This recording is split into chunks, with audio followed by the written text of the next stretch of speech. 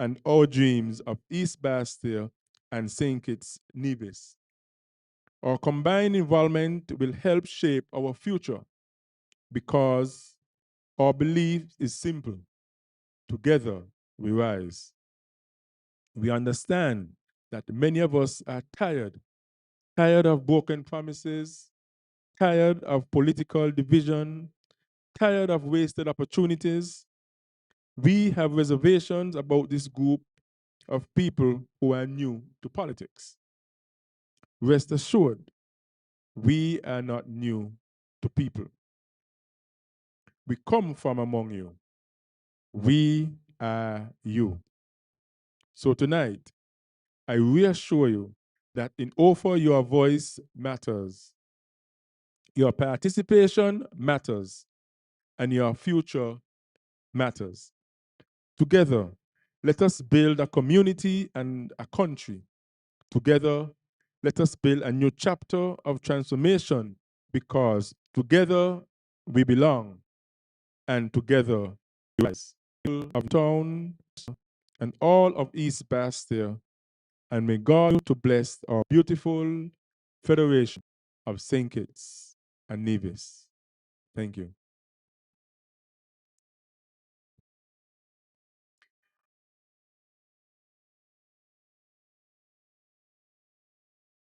Thank you, Mr. Chairman. Good evening, nation builders. To those of you who are here just to learn about us and the great people of constituency number 1. This evening, I'm grateful for the opportunity to introduce to you not just a political party, but a movement for change, One Federal Alliance, OFA. The One Federal Alliance, OFA, believes that strength of a nation lies in its people.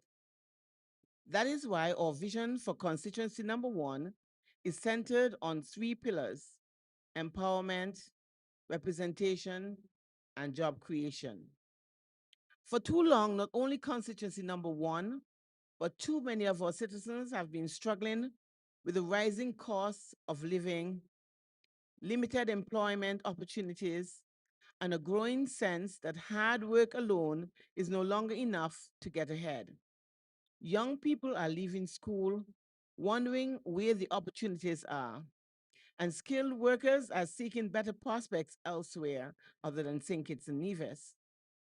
Small business owners are fighting to survive in an increasingly challenging economic environment.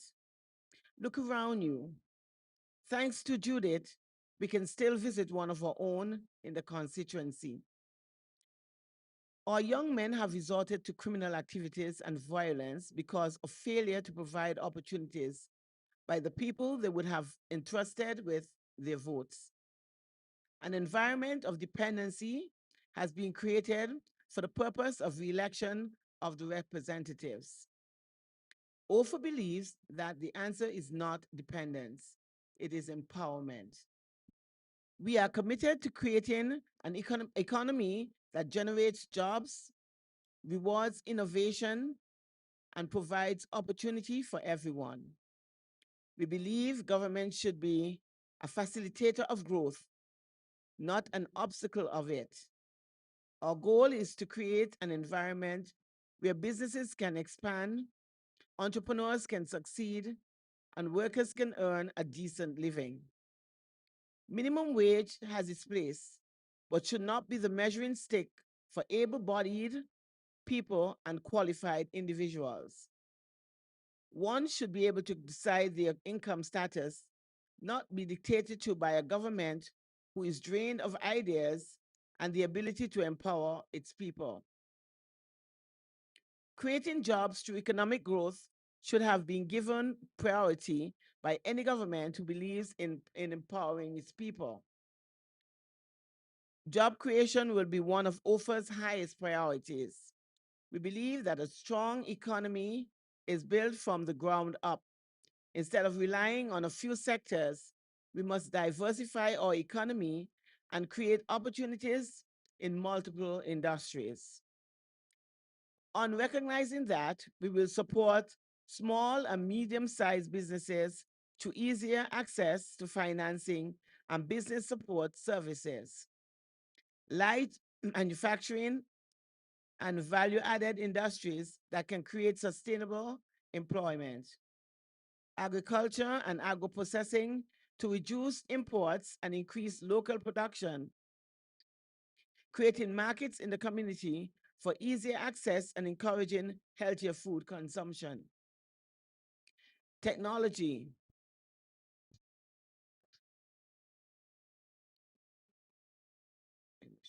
Sorry about that. Technology and digital entrepreneurship to prepare our people for the jobs of the future and so that they can compete on the global market. Renewable energy initiatives, initiatives, excuse me, sorry about that. Renewable energy initiatives that can create new industries and reduce energy costs. In light of climate change and threat of wars, our people will no longer be so heavily dependent on oil and gas for energy, but can utilize our natural resources. Every new business that opens creates jobs. Every entrepreneur who succeeds creates opportunities for others. Every investment in our people strengthens our economy. We will re educate our small business owners on how to market their goods and introduce simple accounting programs that will be a part of their success stories. I believe that the children are our future. Therefore, we have to start investing in our youths. The future of constituency number one depends on its young people. OFA will champion skills training, apprenticeship programs, technical education, and partnerships with the private sector to ensure that young people leave school with the skills that employers need. We want our youths to see a future here at home. We want them to become innovators, business owners, professionals, and leaders who contribute to the growth of our nation.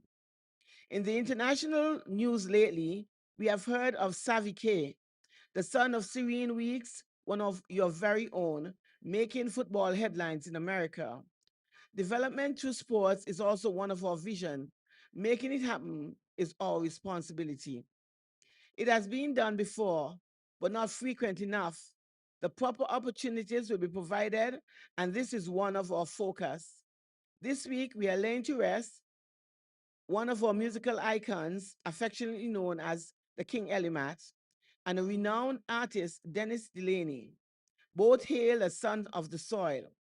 It's a pity that sometimes our heroes are only given recognition in death. My condolences go out to the families of our dear departed. One federal alliance will provide representation that delivers results. Representation is more than holding a seat in parliament. It means listening to the concerns of residents, understanding their challenges, and advocating for practical solutions. That is why we're here, to listen, not to shut you up or to allow you to speak so that we can hear you. OFA representatives will remain connected to the people. We will engage communities regularly, seek input on important issues, and ensure that the voices of constituency number one are heard and respected. Your representatives should not only speak for you, they should work with you and listen. Your concerns are what inspires and motivates us in wanting to build a sustainable economy. Your concerns help us to recognize that we need to focus on building independence and not dependency. Our vision is to transform our people from dependence to independence. We want citizens who are empowered through employment, entrepreneurship, and opportunity. When people have good jobs, they support their families. When businesses thrive, communities prosper. When citizens are empowered, the entire nation moves forward. This is the future of UFA. This is what we are fighting for, a future where opportunity is not reserved for a few, but available to all. A future where our people are represented, respected, and empowered. A future where jobs are created, businesses flourish, and communities grow stronger. That future begins with us. One Federal Alliance, OFA. We are empowering our people, creating opportunities, building prosperity. Together we rise. Thank you. Thank you, Director of Public Relations. At this time, we will now call upon the audience to share your concerns, make your remarks as we are listening and taking notes to what you have to say. At this time, um, the mic in the back.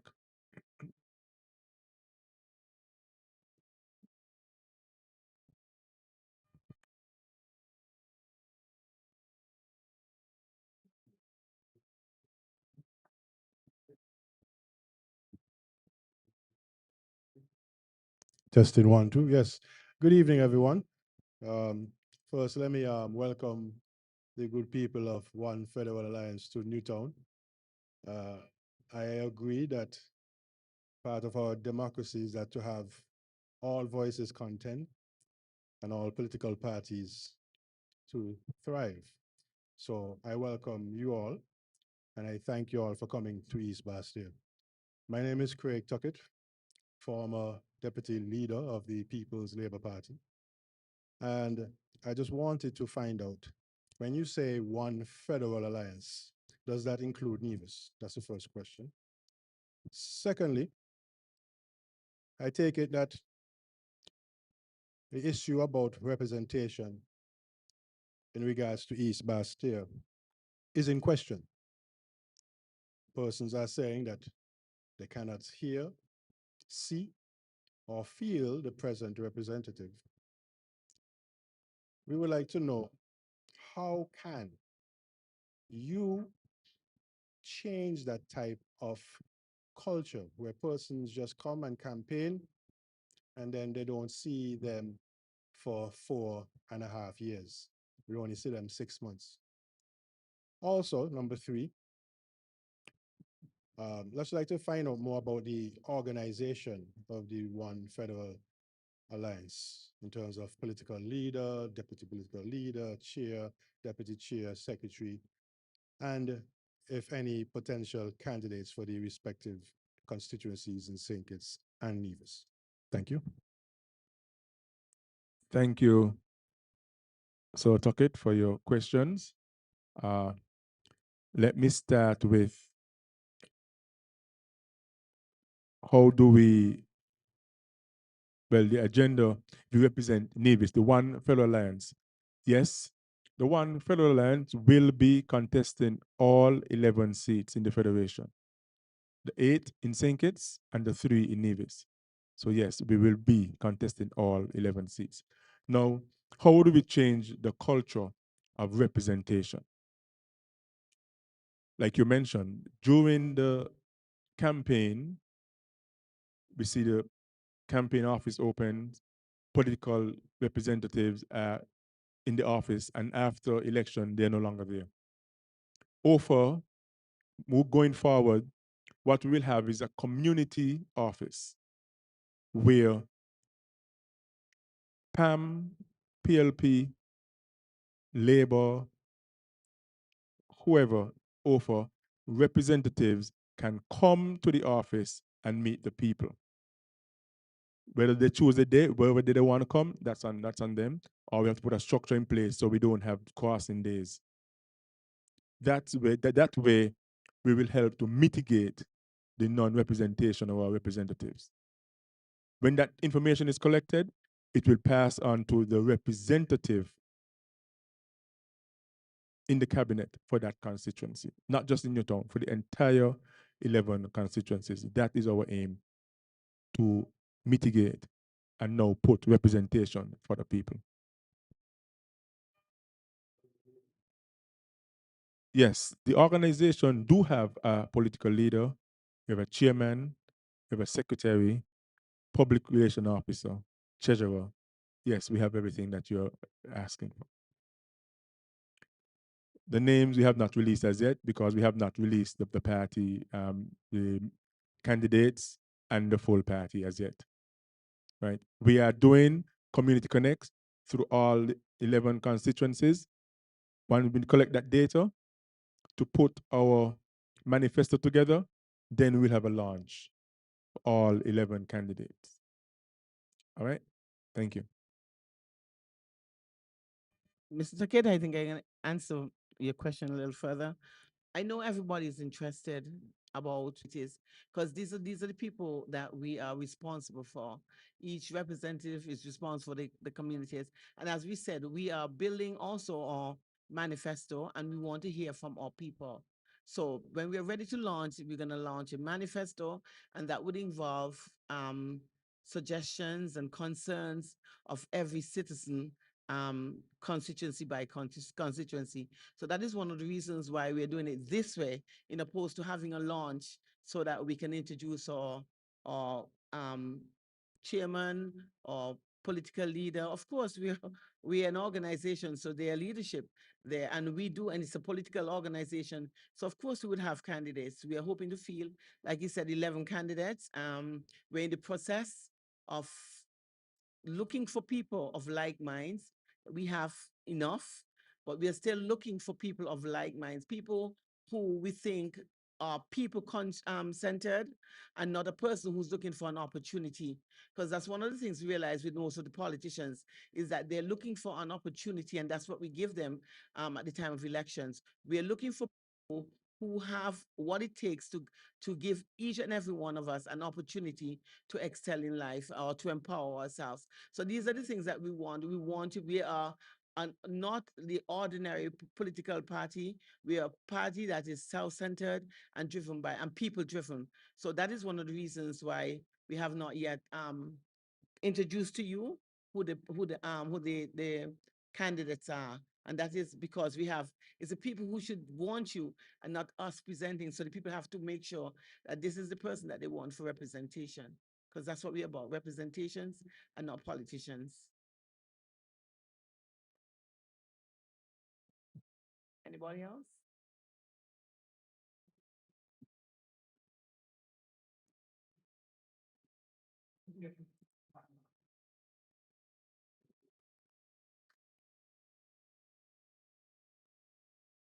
First of all, good evening, everyone. I must commend you guys about this brave move. This is a brave move. I could tell you about it. I was about to run my own party, Independence, which I have heavy supporters. Around, guys? Let me hear you guys. My supporters, let me hear you. Thank you. Thank you. And the name of my party was Enough is Enough with the symbol Abaco. We're going to show it, okay? But actually, let us go out on Monday night for 8 o'clock. There's some serious questions to ask, but I would like to get answers, but right now it's a short time for me. So you always see my face, okay? But I must commend you guys, especially timing. You all start off real good. You all say 7 o'clock. Usually, when you come on political meetings, when they say 7, it's 7 to 12, 7, you understand. But that's good starting off that way. And if you are looking at candidate, I'm here. What you guys said? What you guys said? Thank you. Craig, no. Craig, you know what I could do. Craig, telling you, know everybody. Always shines. We are not utilizing what we have. And that is something that OFA is going to look seriously into. We're going to make sure that we use our strength is in our people. We have to use our talents and our skills to grow the industry. There are lots of things that we can do. And like I said, our talents and our skills. We import lots of food, and yet still we have our planters, our farmers that they are growing foods. So then you have a conflict, because then you have the supermarkets bringing in foods and our planters planting food, and then you have there's a glut because there's too much food on the market. So what our intentions are is to make sure that we re-educate our farmers, we reevaluate the crops that they're planting, and making sure that the crops that we have at that time, it's not only usable by us, but they're planting enough so that we can export. So we are going to teach them how to market their products. We're going to teach them also how to do little accounting so they can do their own accounting and create their own businesses. We have another thing that we're looking at light industries that we said we can bring back, or people can do that. There are people here who can sew. We can create textile industries. But this is not what we want. We want to know what you want us to do. You just tell us, give us we have to sit down and have a discussion and see what we think is plausible or the best way to go in order for our people to progress and to be empowered. It's gone for too long now. We are not empowering our people. We need to empower our people. And in doing so, we create a stable economy, would make sure that we always our food is secure, and it will encourage, like I said before, it would encourage healthy eating. We have it. We have the resources. Let us make sure that at OFA, we definitely know what we're gonna do. We're gonna use the resources to make sure that our people are empowered. Question with regards to the candidates, you indicated that you guys looking at people who are people centered and who the community really wants.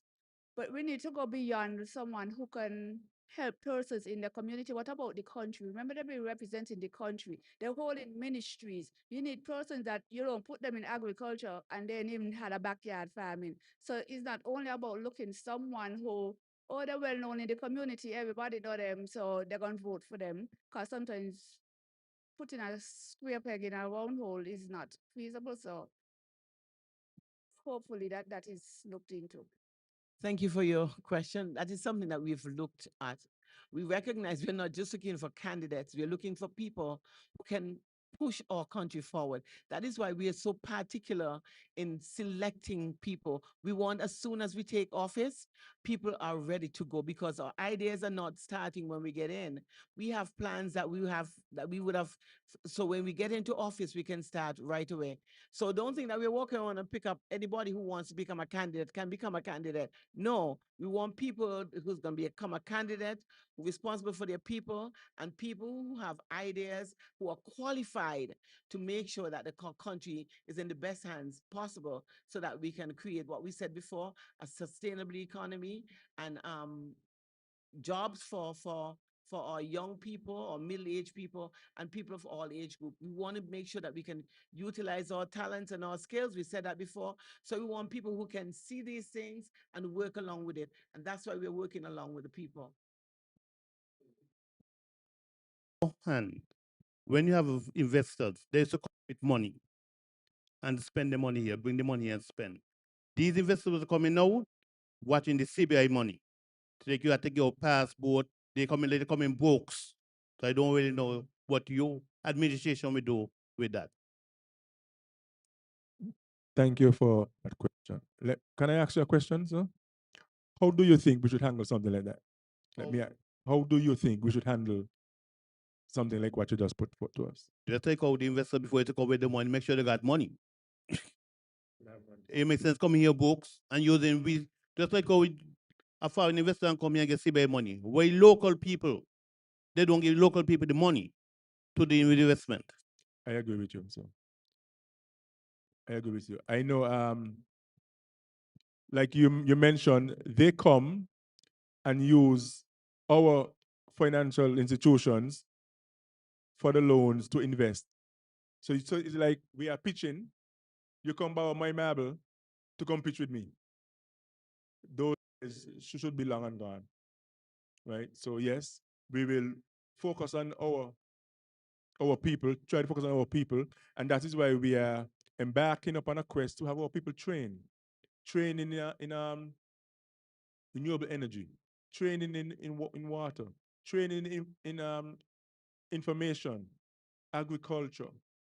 So when these things do come surface, our people will be taking the lead, not people coming in to take our lead anymore. Those days should be long and gone. All right. Thank you. Yes. Good evening to all. I just, my name is Robert Charles. Just want to add something to what the young lady just said as it pertaining to the selection panel. It seems as though here we have a culture that we tend to look at people from the outside and judge them from the outside. But beyond that, what we are now seeing is that some people are not judged from the inner portion of them. And because of that, we could have a problem. Because if I'm going to judge you from outside, when you are somebody good on the inside, then we're going to find ourselves in problem. And that is why we are here this evening to have that solved. Because last election, a lot of the voters trust people in jacket and tie. But those are the problem today. It's not really the small man who go into the small supermarkets. It's the jacket and tie. So how are we going to differentiate the whole story of this election? Thank you.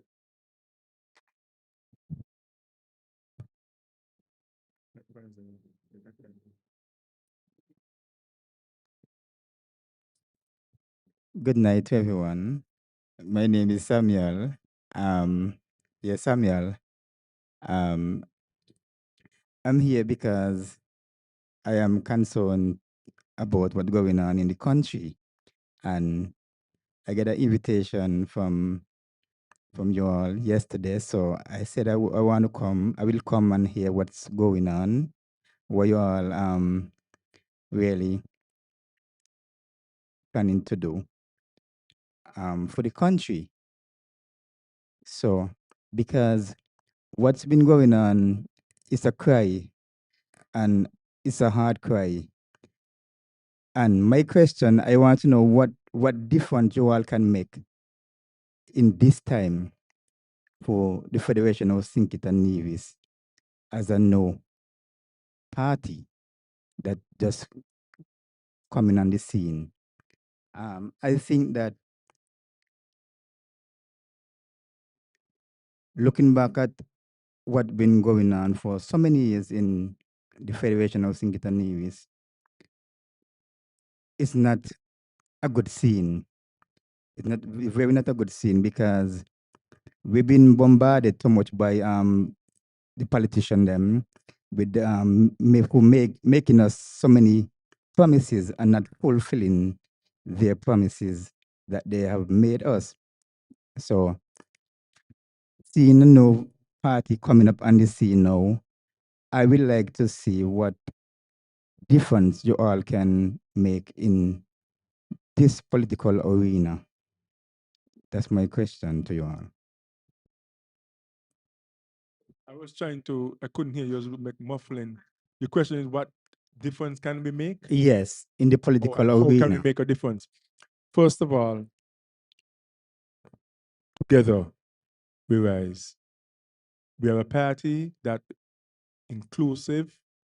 We bring everyone, regardless of race, culture, and even political belief, because we need those who also sort of oppose. They can keep us in line. We live in a society today that the moment you oppose, you're in problems. If you realize tonight, we have the cameras just on the head table, not on the audience. We don't want any problems tomorrow for our people. Yet, we try to understand if you have a right to choose, which the Constitution provides, why don't I have a right to choose as well? And these are things we want to get rid of. So we can bring everybody together. Because at the end of the day,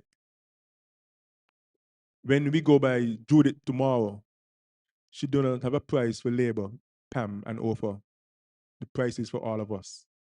So whatever happen, all of us benefit, or all of us is being struck by the rod of destruction. So therefore, going forward, we want to include our people. How are we going to do this? By hearing what the people have to say.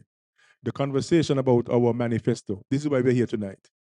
For you to tell us what you want, we put that into the manifesto, and we'll be taking it as far as a step further if it can be passed as the people's manifesto in parliament. This is the mandate that we were placed in government for. So this must be the law of the people. This is where we want to take our next step, the manifesto, not just say we are going to build this and build that, and next thing there's no money to do it, and you all hold us accountable for that. No, no, no, no. We want to hear from you. And that way, what you say will charter the course of the people of the St. Kitts and Nevis. Thank you.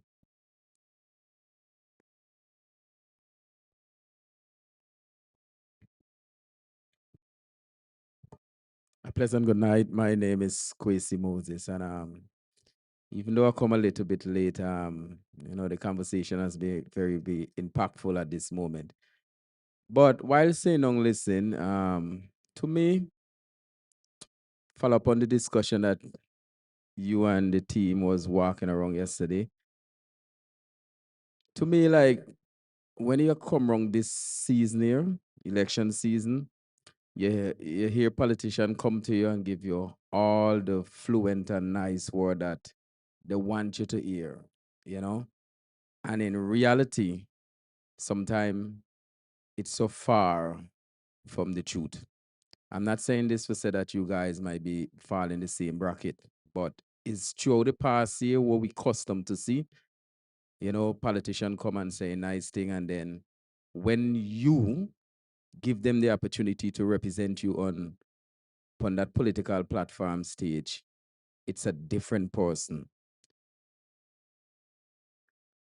What now? Before I ask the question, I hear the young lady was said in she conversation just now that you got to select people that can not only a people person, but somebody who can represent you on a world stage when they reach different minister and president from all over the world.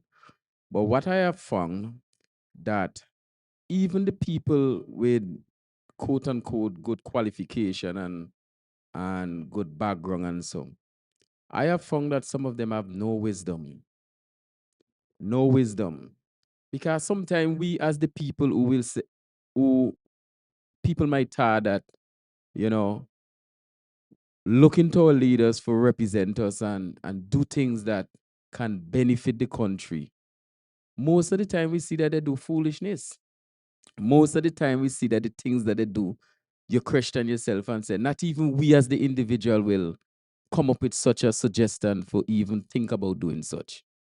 So while we talk about people that representing us on a world stage, we got to look at people that get wisdom, and wisdom only come from God. And I believe some of the political they only speak about God. They're far away from God, and that's a big problem. You see? Now, you guys saying that you represented the people and you want everybody come together, and even the person who might not support or see the views of you, you want that person still for be a part of whatsoever activities and discussion you guys have. That is good, you know. But you find now that when people express themselves from not a likability of your viewpoint, you find that that person get labeled and pushed aside for their own opinion. I'm not saying you guys will do that, but I open that that is not the format of you guys. You know, to be honest, I gonna be straightforward. I reached a point that I don't believe in politician no more. Honestly speaking, I don't believe that. And as I said yesterday, to me, politicians have a in book, quote unquote, like the Bible, and they know what to say when the season come, and when they reach in power, is a different ball game. And he give a lot of young people, a lot of people with creative ideas that no confident. You know, one of the things that I noticed too that the political leaders they don't empower young people to be independent, and it's like you say what you think they want to gravitate to, but you're not giving them the right tools how to push and become mature and independent. You know, again, what you guys will do different from the normal political, what make you different. What you know, what you guys will, I can say that even though I just told you that I don't believe in politician no more, what you guys can do or said or put in place that could convince me, well, yes, there's hope still in political leaders. Thank you for your question. I was like you. Honestly, I reached the peak. I'm tired of politicians. I would never be a politician. I would never be a candidate in any political party because I think they all do the same, those that we would have experienced. But I find it's unfair that everyone should be measured with the same yardstick. Because if I haven't had an opportunity yet, but I'm going to tell you about me and why I know that we are going to be different. Like you, I've been around many political parties. They all say the same things. They during this time, the silly season, because they think we are silly people, so they come up with the nicest things for them to tell us. We believe them because why? We give them 5 years, we give them 10 years, 15 years to make sure, make to see whether or not they would change. I have had enough. According to the gentleman, my political party should have been enough is enough, and I would have had enough. But we have had a discussion, and I was glad that I could reach out to people who share the same mindset as I did. We reach out to, and the surprising thing about it is that we offer exists only because we want to bring people together. That is why we're here. We have seen the fragmentation, we have seen the division, we've understood that everybody who got into politics was for an opportunity, not an opportunity to help each of us, but an opportunity to help themselves.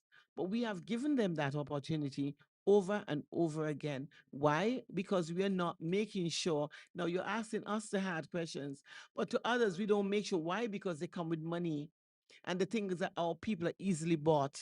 It makes me sick to my stomach when I see people running behind political parties because they would be compensated. No. At the end of the day, for one, maybe about 3 months, you're going to be getting whatever you want because they want your vote. And as long as they buy your vote, you can't ask for anything else because they gave you money. We have to understand what our self-worth. We have to understand as a people, we cannot allow politicians to continue that way. I would be the whistleblower in this organization. I don't want any political positions. I would never be a candidate, like I said, but I want to make sure that the people are given what the people voted for. And I stand responsible to make sure that your vote and your vote is exactly, you're going to get exactly what you want for it. We're going to empower our own people. We're going to make sure that we use our skills and our talents. You hear me say that word over and over again, empowering, empowering, and empowering our own people, because that is what OFA is all about, making sure that our talents are recognized, the skills of all people are recognized. For too long, look at what is happening. For too long, we've had investors coming in. Of course, if they pay you, you have to give them what they paid for. We don't want that. We are operating right now. OFA is operating no investment from anybody. We are operating because we want to make sure that St. Kitts and Nevis, the citizens of St. Kitts and Nevis, you're given exactly what you deserve. And that is a chance. Why give somebody an opportunity to look after themselves and then they're not looking after you? We want to change that. And I want to make sure that all of you are serious about it, not because you want to come and hear what we have to offer. Make it a part of what you want, what you believe in. And that is why we're listening to you. We're here to listen. And I want you to make sure that you hold us responsible. If you don't think that we are good enough, I'm not here to encourage anything. But if you don't think that we are good enough, don't give us 5 years. You can protest. You can make sure that, and I will be on your side if I recognize that OFA is not delivering what I stood for. And that I can promise, I'm not going to promise because that's what they've been doing, but I can guarantee you that after we would have taken office and they can't, the representatives are not doing what they're supposed to do, I'm going to let you all know each one of them. And we talk about representation. Going to a university and get a medical um, doctor, graduate as a medical doctor or as a lawyer doesn't qualify you to run a country. It doesn't qualify you to do agriculture. It doesn't qualify you in housing because you have not a clue what is there. We don't want people up there as puppets and giving dictators to tell people what to do. They're supposed to have an idea. And because they don't have an idea of what to do, we bring in people that's going to rip off our own people, and they can't identify skills and talents because they're not in that field. So we are bringing people who understand. So don't think everybody always looking for a doctor or a lawyer to be a minister of government. No, we want people who are qualified in the positions. So architects, builders, construction workers, providing you're going to be in the field of construction, you can be a minister of government. Why we always look for people who have PhDs and masters in areas that is not utilized. Let us start changing the way we think, mindsets. That is what we are here for. And also, we are here to change mindsets for people who have an understanding of what we've been given over the years is not what we need. We have to re-educate our people, and that's what we're working on, re-educating our people. So I like what you're asking. I understand how you feel, but why not? It's your constitutional right to vote. Why should you let anybody to take it away from you? And I agree with you because I didn't see anybody that I wanted to place my ex to. I voted all my life, but honestly, I think I've had enough. I'm with OFA, One Federal Alliance. I like what they stand for. We've sat down. I like the manifesto that they are giving you, but they're allowing you to give your contribute to it too. I like everything about OFA. I think it's new. It's new ideas, um, new policies, new philosophies, and all we have to do is hold them to it. And trust me, if we give given a chance, think it will be a place to be again. Trust me on that. As we go along, we would roll out what we have to offer, and you would see that given a chance, people don't just get up and make up things. You have to have the feeling to want to do it. And that is one of the reasons why we decided to do what we're doing and take the route that we decide to take.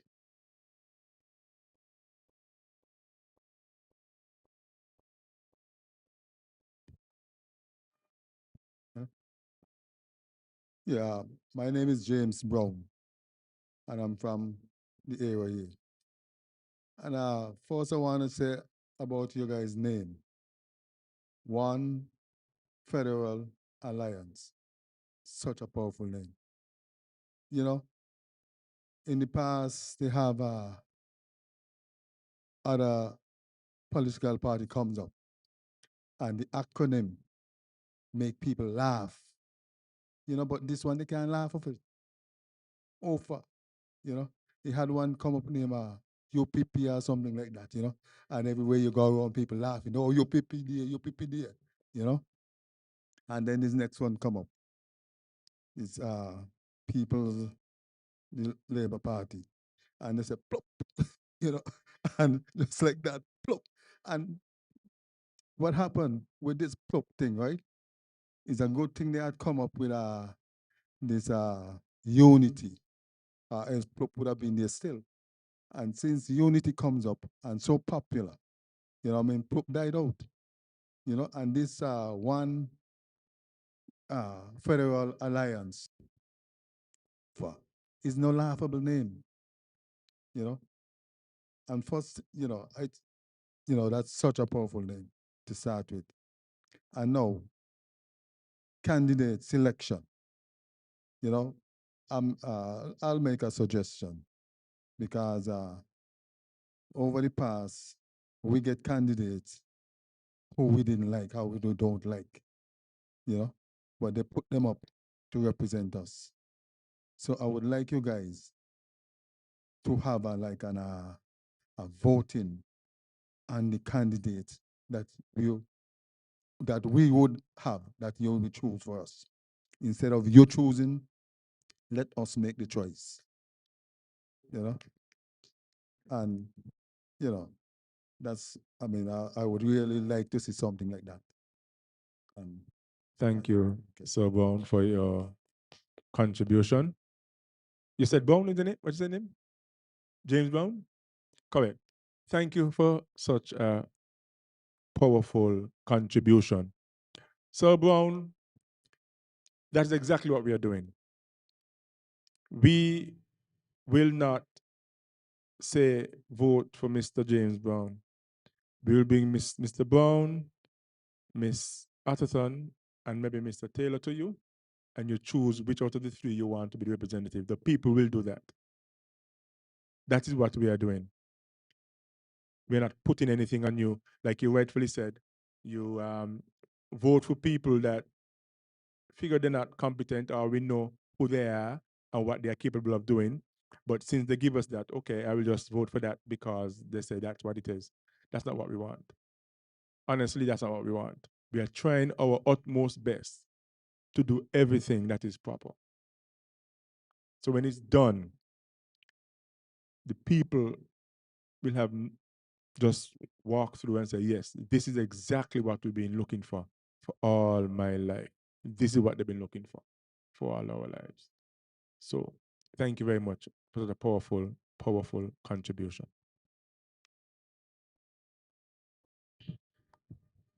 Good night.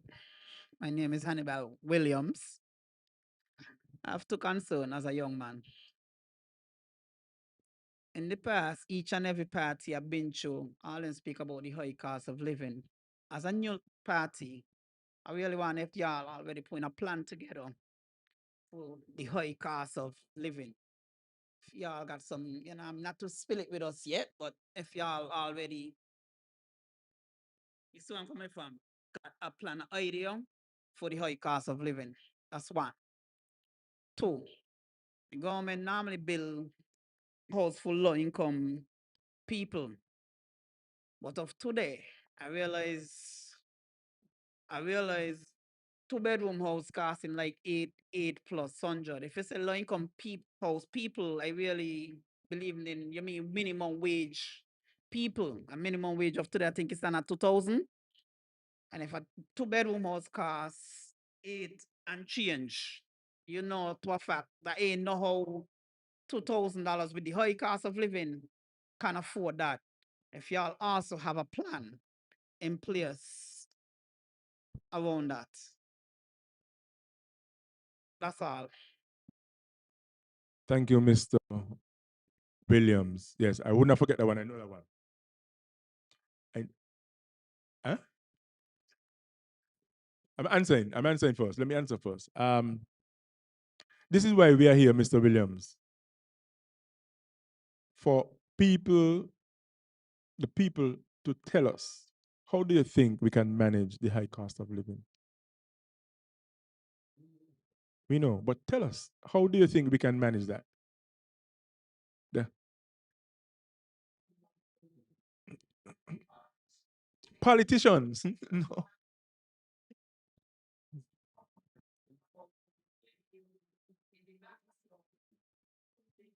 The mic, the mic, the mic, the mic. People listening to you. Yes, people listening. Now I'm telling you that there's something more for the politicians in my part because we ain't up there, we ain't on the books, we ain't no none of that. We in the back seat. We only just getting okay, this thing gonna cost $40 and we gotta deal with it. We gotta figure it out. That's all No, I could say with that. okay, yes. Now, over 90 plus 95, 96% of our consumables are imported. We buy them from outside and we bring them in. Even the food that we eat that we can grow here on our island is imported. If we start to now focus on having our food locally grown, that can help to mitigate some of the high cost of food that we will purchase outside. Not even that.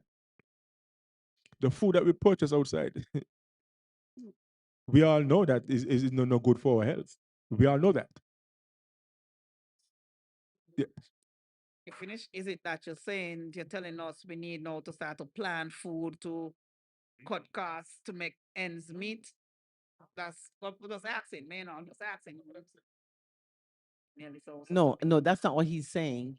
He's saying if we stop importing so much and we start concentrating on growing, using what we grow, the cost of living would be much lower.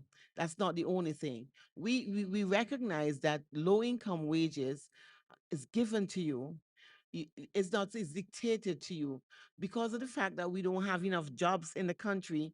You have to be given, you have to be placed on one of those social programs, and so therefore it's low income money that they're giving you. What we said is that we are going to empower our people, meaning that we're going to create new jobs with higher income so that you can be able to mitigate some of the financial issues that you have.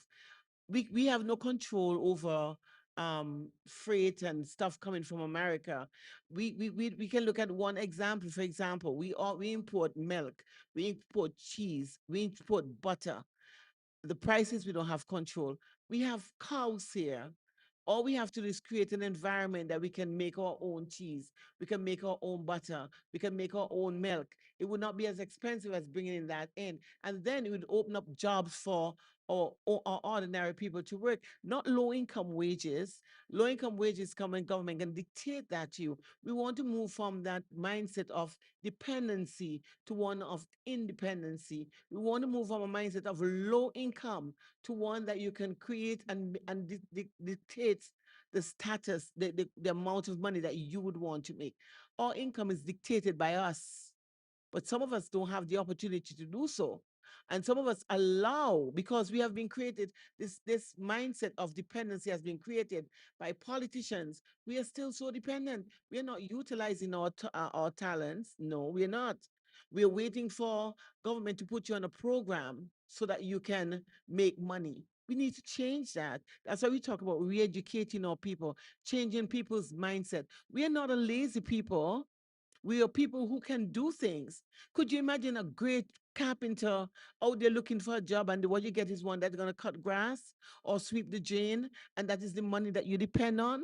When you can find, if you as a painter or a carpenter, you know how much it take, how much money a painter makes, a professional painter makes?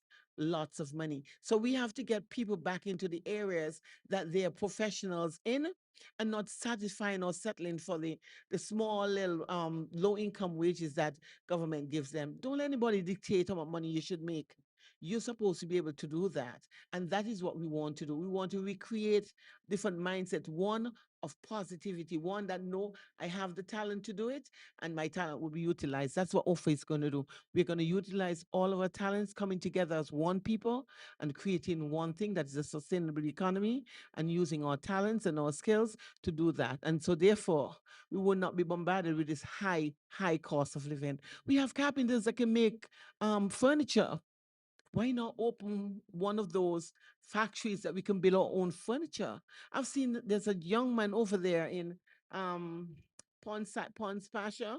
He makes some beautiful furniture.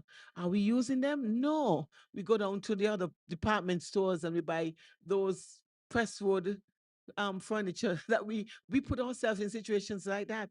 And if we can encourage our carpenters to go into making furniture, that again decrease and the price, the cost of living. And so these are the things that we have to look at. Use your own. When you have the foreigners, they come in, what they do, they give you a price which is much higher than our locals. What we do, we go to our locals when we want something cheap. We have to stop letting people use us like that. You have a skill, and anybody want to utilize your skill has to pay for it. And we can do that amongst ourselves. So that's what we're here for. Give us a chance, and you'll see that at the end of the day, at the end of, I can't tell you how much time, maybe 3 months, 6 months, or you'll realize the comfort that you have living again in St. Kitts, once again, using our own people to generate income, and at the same time, empowering our people to create a stable economy. And that is what our intentions are as OFA. Is it too soon to tell us what the party colors would be? No, the party color is purple. Purple. Yes. We. Any more questions?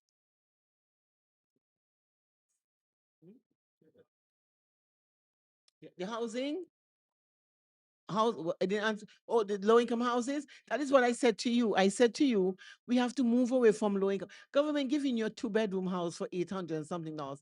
When we can, what we can do, we can create opportunities where you can build your own home, not depend on a low income house, because you're still in the low income mindset. You still believe You still believe because you have a low income, we have to provide that for you. We need to change that. Keeping people below the poverty line is so that you can vote for them the next time. Because the closer you are to politicians,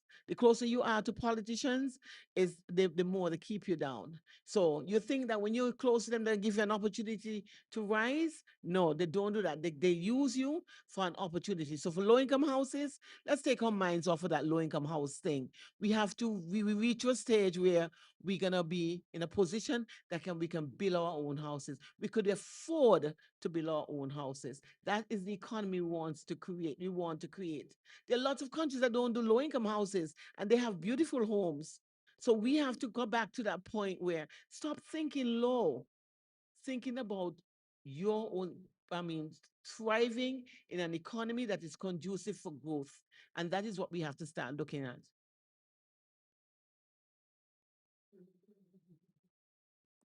For many years, workers has been stripped from good representation from since the late 70s.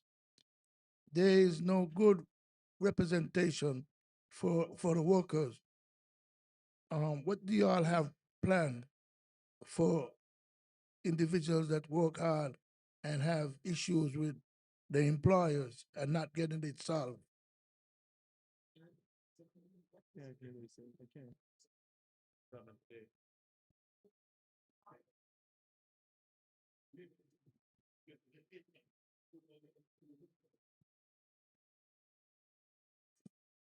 Um, there is a department, the labor department, that represent. Wait, wait. There's a labor department that is charged to representing the workers. We do understand that it has, for some reason, become politicized. So it depends on who do the wrong, representation will come or will not come. Now, offer taken to office, if you are qualified to do the job, it doesn't matter which side of the fence you're sitting on, you get the position, but you must represent the people's interest. A lot of this comes from political affiliations, non-representation. And this is why we are trying our utmost best to be careful of investors. They invest in your political party, and then tomorrow they cheat our people real bad. And because they invested in the party, the government cannot stand up for it on behalf of the people. We are very, very cautious of such behavior. That answer you, sir? No? You want me?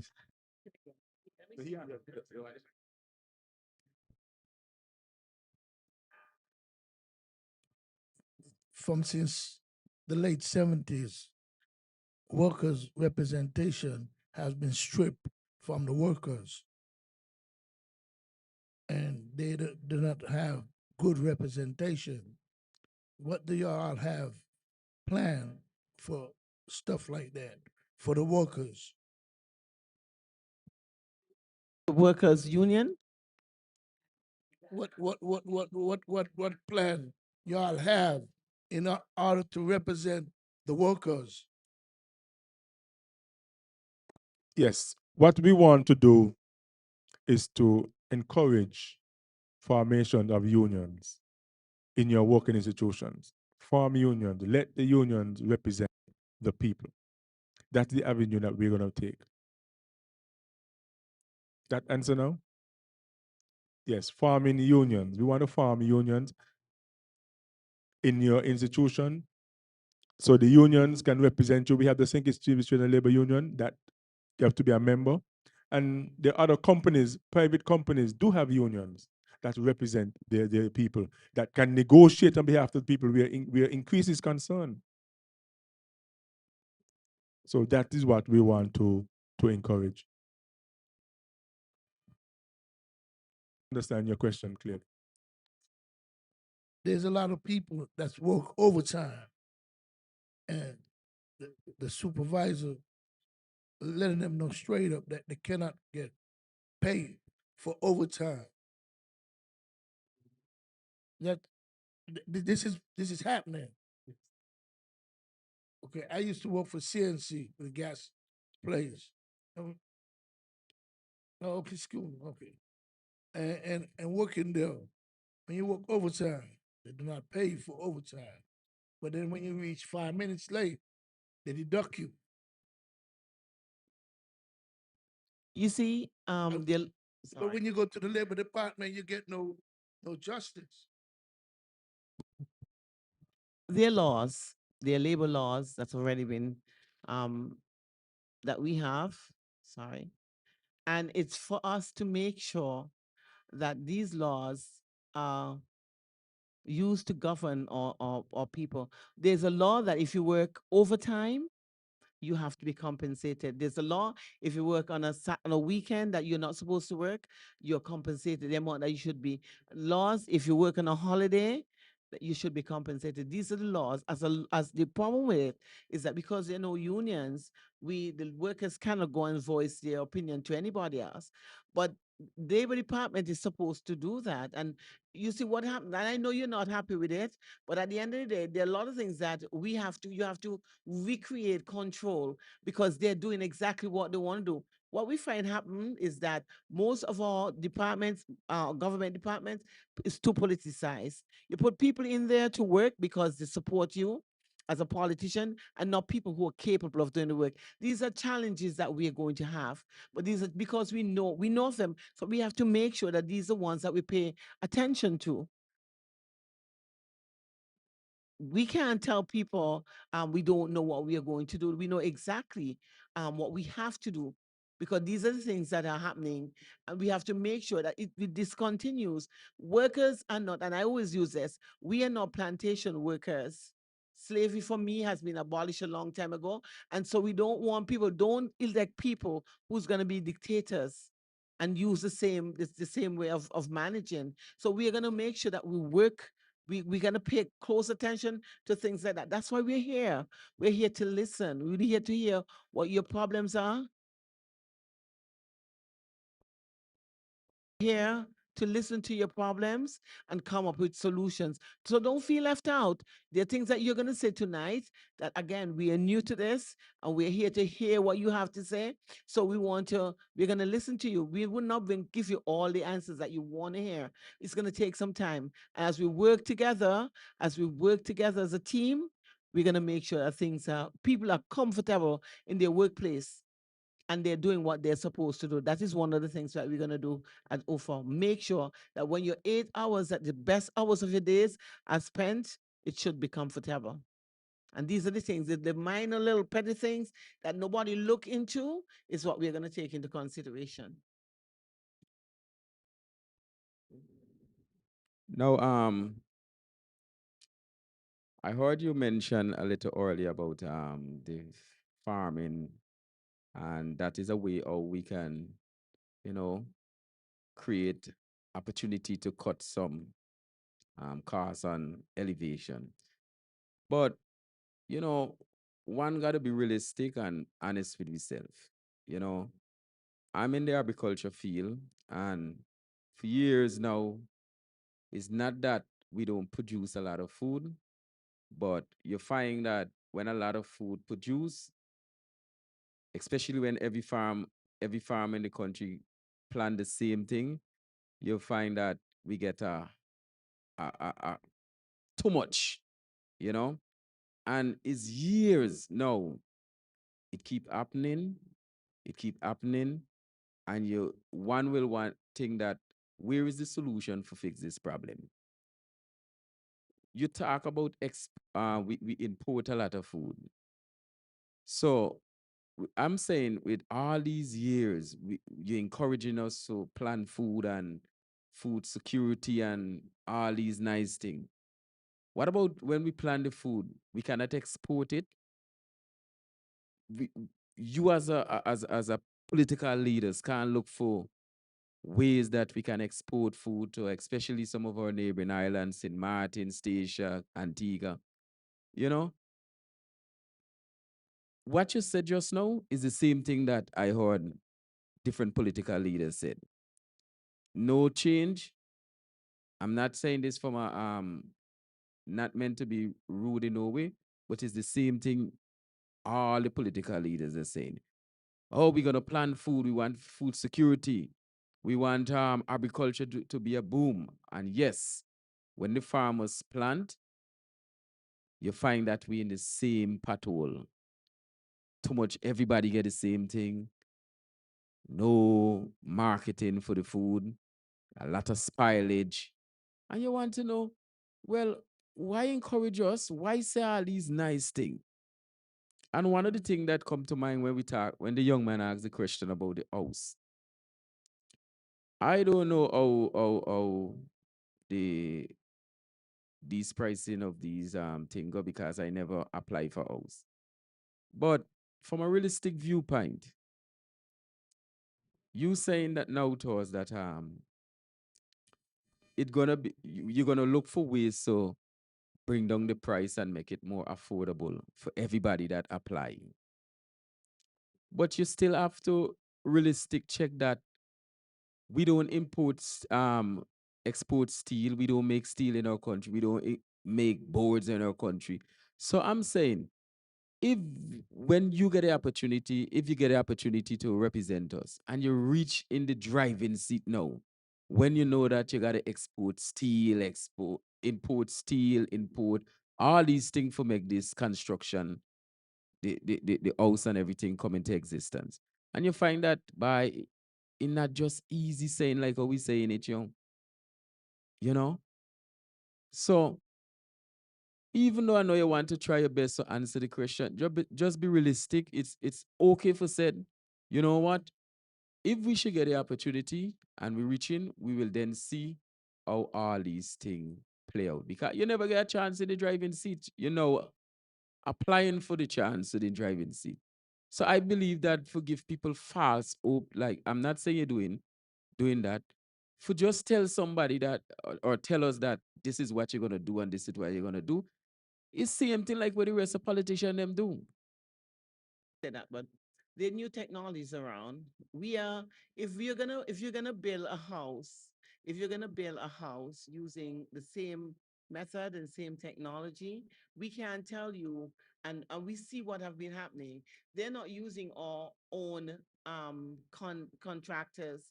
They have a group of contractors that they would have brought in, and so therefore the cost of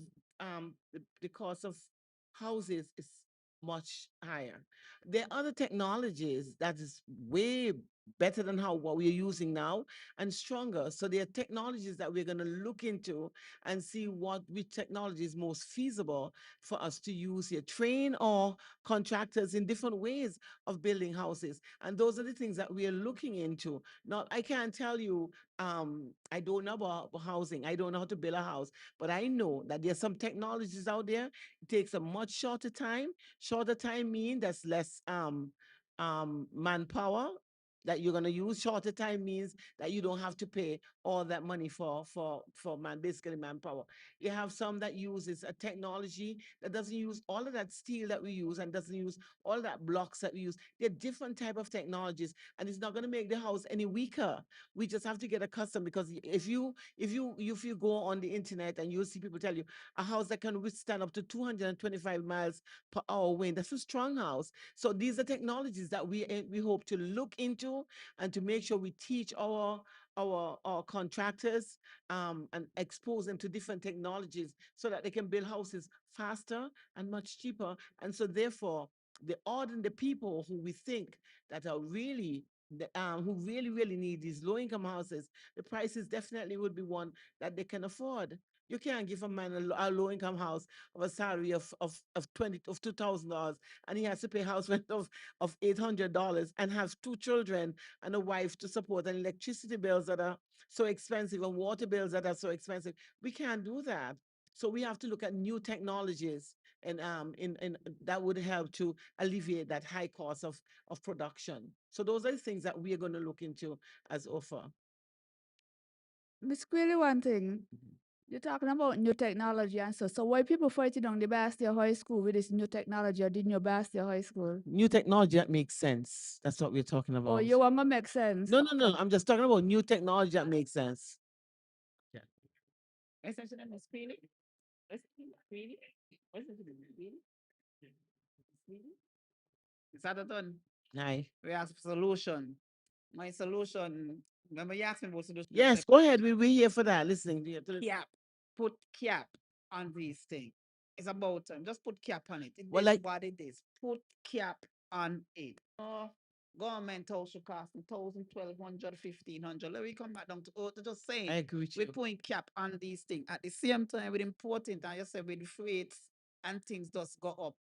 I personally, this is me, I personally believe that there are some things I wish the government itself should take the hit on. Not just as everything go up, when these things go up, everybody have to feel it. The government could go 2 to 1 or 3 to 1. You know, that kind of like, for these 2 time, 3 time, the government gonna deal with the all the increase. The 4 time, it come down on the people. Just, yeah, just. We have lots of we have looked at the situations and we have lots of solutions. It's not all the solution that we can give here because I mean we have to sit down and make sure. Yes, that's he's writing. Yes, right. So we're taking your ideas and we're making sure that we have to make sense in the things that we are gonna offer and so that what we can offer. We don't want to just say make promises because it's the easiest thing to do. But how can we promise you something that we don't know is there or we don't know what the condition is? So we're just here to listen to you and we'll try our best to make sure that what you say, make it we have to make it make sense. At the end of the day, that's what we're gonna have to do. What about Lady Fifield? If that new technology that is coming from across the water is made right here?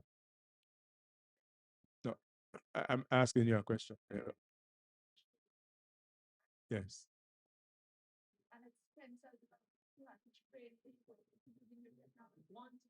One-time training, just like when it is an Don't train. If somebody don't train and could do it as opposed to training somebody, it might be the same dollar. No. Okay, we don't know, you know. no, no. It is an investment in our people. That's what it is. An investment in our people. Just like you invest in yourself to go out and educate and come back. It's a one-time cost, but in the end, it is more economical for you. Yes. Okay. Sorry. Run it again. You all give us the party color. What will be the party symbol? The party symbol is on the brochure, the car.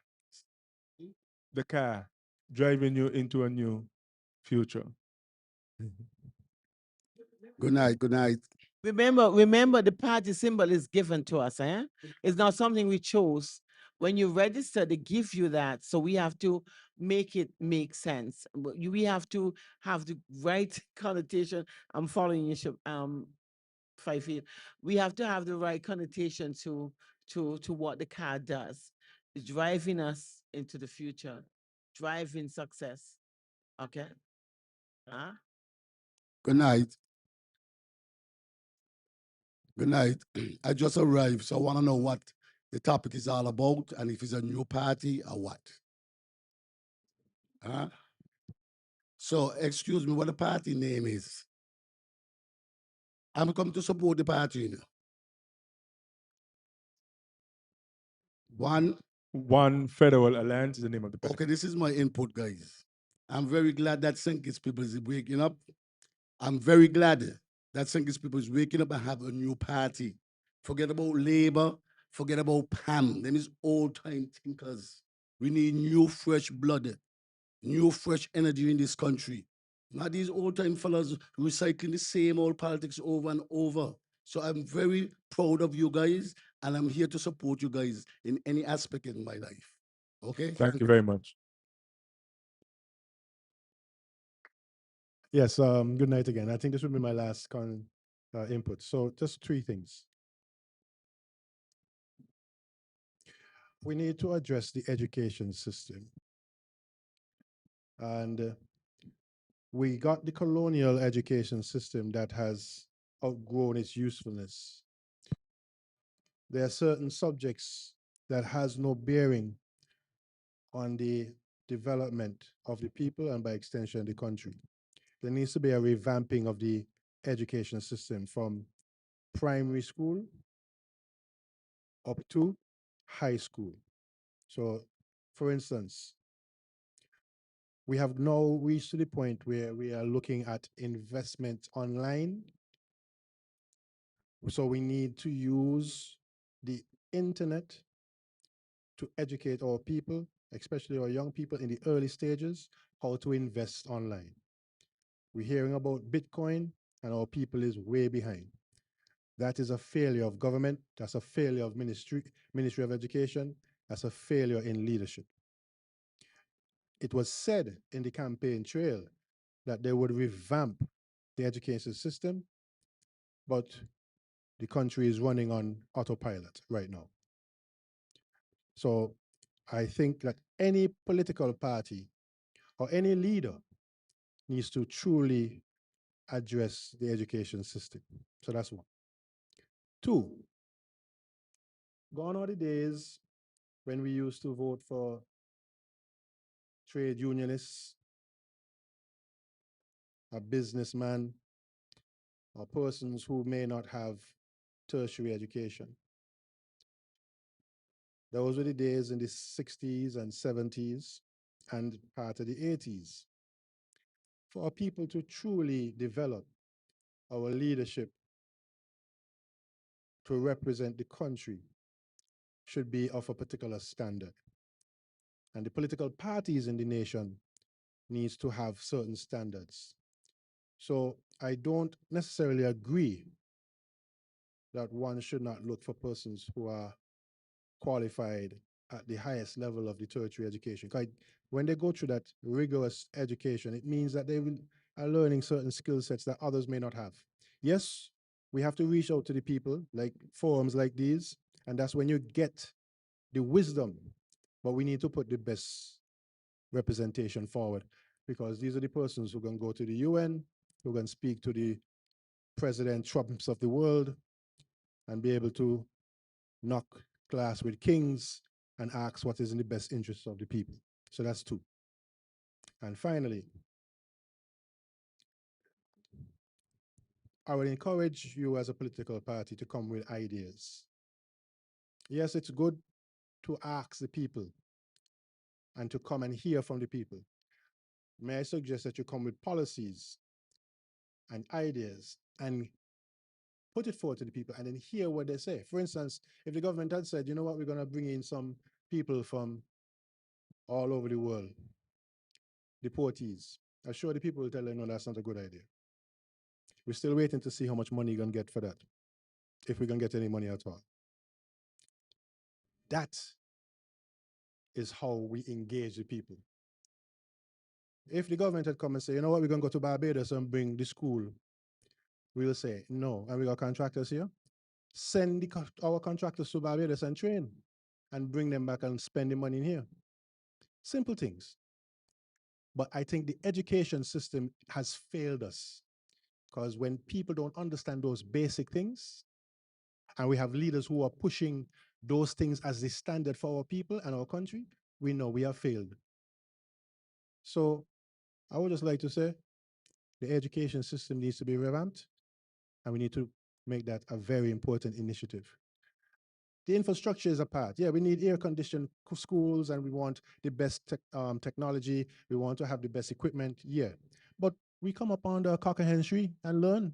Remember the primary school days? On the cock and hen tree? Them people them times better than these people now. I could say that. The people in those times, educationally, are better now, better than the people now. So something needs to be changed and changed quickly. So that's my contribution, and I wish you all the best.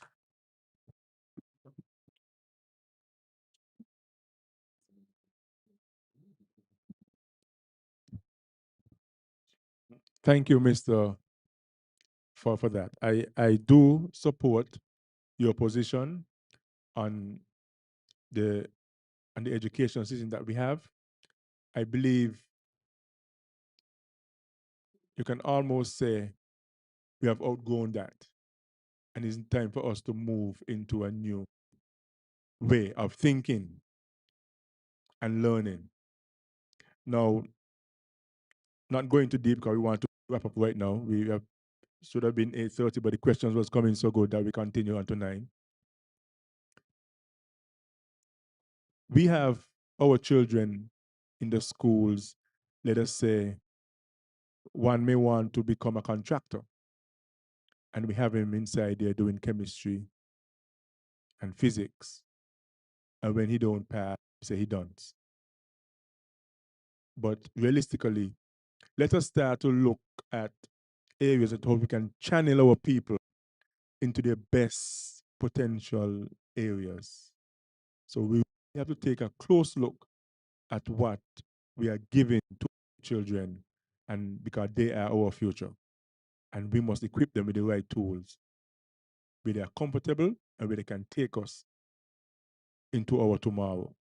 Now, I do support the other point you made with standard representation, that yes, we must have people who can represent not only by speaking, reading, and comprehending by understanding, but also with integrity, man. When they go out to represent the country, they must not go out and rob the country, but they must have integrity within themselves and not thinking that they are here to make a profit, but they are working on behalf of the people. That is foremost. That's what is lacking. Because we always find people who are intelligent. We are intelligent people. We are intelligent people. But what lacking in our leadership is integrity and decency. That is what is lacking from our leaders. And this is what we are offering to you. What I want to ask, many of us have been around politics for many years. Do we believe, or do you believe, that only corrupt people go into politics? Or do you believe that when they go in, they get corrupt? What caused the corruption? You know what I believe? I believe there are good people who go into politics to make a difference. I do believe that. We have them. But when they go in, the environment that they find themselves in, man. Remember in school that the teachers, you are your environment. In our environment, we don't have that. We don't have anybody behind the scenes teaching anybody how to mingle money here and mingle money there. We don't have that. So that will not be a part of it. And I'm saying this now. If that is the situation, or we find that situation, I'll walk away. I say to the public and to the world all the time, all my parents gave me was my name, not houses and land and investments. All they gave me was my name. And that I will defend. If you're going outside of that, then you're offside, and I will stop, take up my bat and ball, and stop playing. And I say it here tonight. Anytime offer going down that road, or any of the members gonna, I take up my bat and ball and stop playing. I don't. Because no one gonna spoil the investment my parents made in me just by giving me my name. All right? That's all I have to say. And thank you.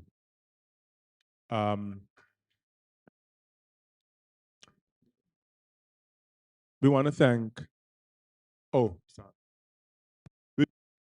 And one last question from you, sir. Good night again. I want to support what you say, but I want you to I want to see the law behind that. Not you just walk away like that. We got 1840. And for people who do wrong things should end up in 1840, not just walk away, because this is what happening. A lot of people doing wrong and walking away. But what happened to 1840? Thank you. Let me say that about 1840. This government repealed under the integrity in public life, they repealed the section that dealt with imprisonment. So I want that sink in. The law that dealt with persons going to jail for not being or having integrity while in public office, they repeal that section. So you have a public integrity in public life with no teeth. You must ask them, why is that? This government did that. And a lot of people don't know. Thank you, Tuckett. I'll be guided by your expertise. Okay, so Well, boss, I tell you, don't say so. What I gonna tell you, eh? You ain't know what you're gonna be like until you get in there. Don't care, you turn it out to say just saying you know what you're gonna be like. From everything in the past, as you see all these people gain and they change up on us. I just want to make a difference. I really just want you to make a difference in why when they're in there, because that ain't coincidence all of these people do the same thing. That can't be coincidence. I don't go with that. I just go with make a difference. That's all. Make a difference. sound speech, sir. Sound speech. Sound speech. Okay. So you want to say something, sir? I'm just looking around. We might be small now, but we're planting the seed and we will grow. You understand? Yes. And I'm so very proud. My heart is full of joy and overwhelmed. Have a good night, everybody. Yeah. Thank you for your participation and thank you for coming.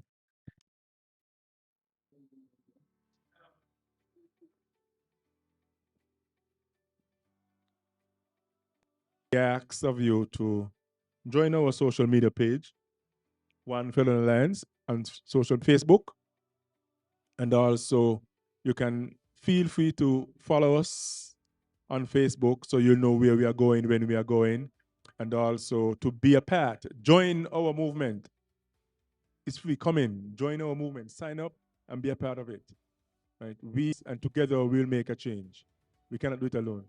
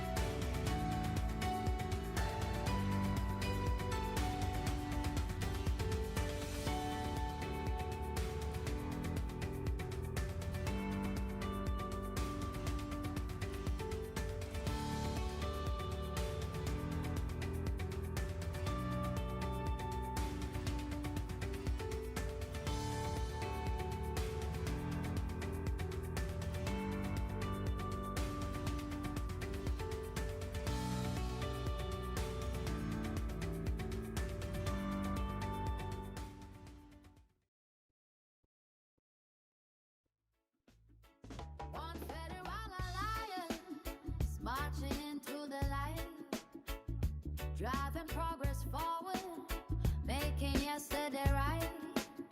Built in solidarity, hand in hand we rise, focused on empowering the dream in every eye. St. Kitts and Nevis, side by side we stand. Nation builders moving, strength across the land. One federal alliance, hear the people say, this is the change we need, and we begin today. Determined to deliver, steady in the rain. Standing up for all the people, breaking every chain. Young and old together, we can bold in time. The new stories rising, clear and bright in rhyme. Yeah, energy and excitement rolling through the streets. Enlightenment in motion with the reggae beat. Every voice is counted, every future seen. One federal alliance, bringing hope serene.